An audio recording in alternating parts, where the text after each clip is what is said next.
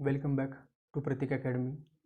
In previous video, we have started our chapter classification of elements. In this video, we will discuss some major events in the scope of classification of elements. Okay, so let's start the video. The first is Dobereiner's triad. So Dobereiner is a German scientist. At that time, only 30 elements were known to science. Okay, so Dobereiner collected these elements and studied different properties of these elements. Then he found that these properties of elements are related to their atomic masses. So he made a group of 3 elements which are showing similar properties, not exact same but just similar chemical properties, and group of these 3 elements is called as a triad. Okay.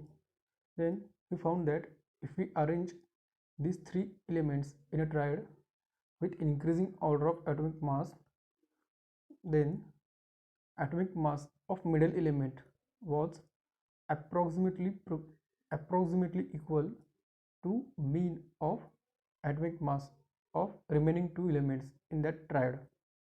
Okay, so let's take one example. So here we have make a group of 3 elements, lithium, sodium and potassium, which are showing similar chemical properties. Okay, then in second column we have arranged these 3 elements with increasing atomic masses. Okay, then in last column we have taken average of first and third elements atomic mass, and this average is coming equal to 23. Now if we consider sodium as a middle element, then its atomic mass is 23. So atomic mass of middle element is equal to average of first and third elements atomic mass. Okay, so here this is Dobereiner's triad.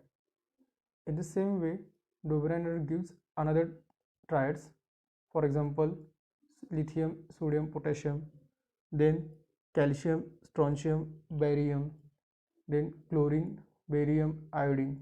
These are some examples of Dobereiner's triads. Okay, but consider another example. Okay, here we have taken group of magnesium, calcium and strontium. Then here if you observe, we have taken average of first and third elements atomic mass. It is coming 55.95 here, but atomic mass of calcium is 40.1. So this is not same.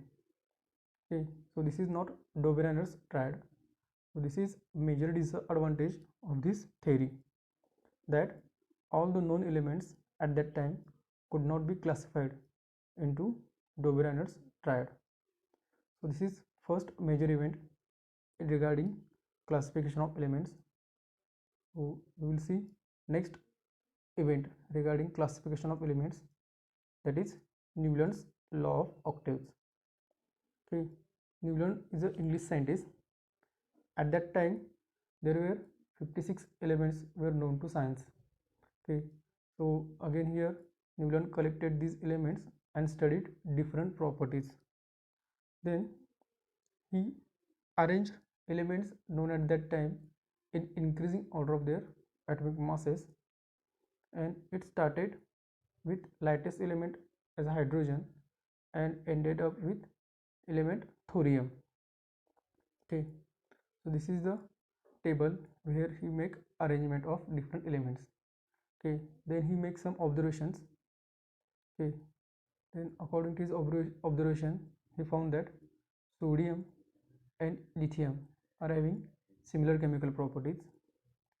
Then magnesium shows similar properties with beryllium, and chlorine also shows similarity with fluorine. Okay, then here if we observe all these 3 elements here, so sodium is 8th element after lithium. Okay, chlorine is also eighth element from fluorine. Okay, so he observed that every eighth element is repeating its chemical properties with first element. Okay, so he compared this similarity with octaves in music, that is sa re ga ma pa dha ni sa. Okay, here that means first note sa, it's same with eighth note sa again. So this is first element properties of first element, it's similar with properties of eighth element. So we call this similarity or pattern of similarity between properties of elements as law of octaves. Okay, then this is table, Newland's octave table. Okay, so here every eighth element is showing similar chemical properties with previous or with its first element. Okay, but there are some limitations here. Okay, so what is first limitation? This law was found to be applicable only up to calcium. Okay, though there were 56 elements known at that time, but this law, that is law of octave, is applicable only up to calcium. Then in this table there is no any provision to accommodate newly discovered elements. Okay, if new element is discovered later on, then there is no any provision to properly fit that element in this table. Okay, the properties of new elements discovered later did not fit in the Newland's law of octaves. Okay, the new elements which are discovered later are not fits with Newland's law of octaves. This is next limitation.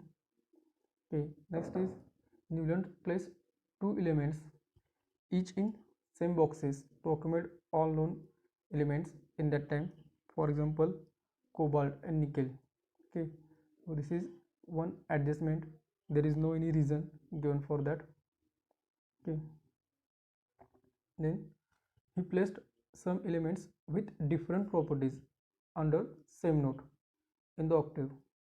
According to law of octave, each element having same note should be similar, should have same chemical properties, but some elements he placed having different properties under same note.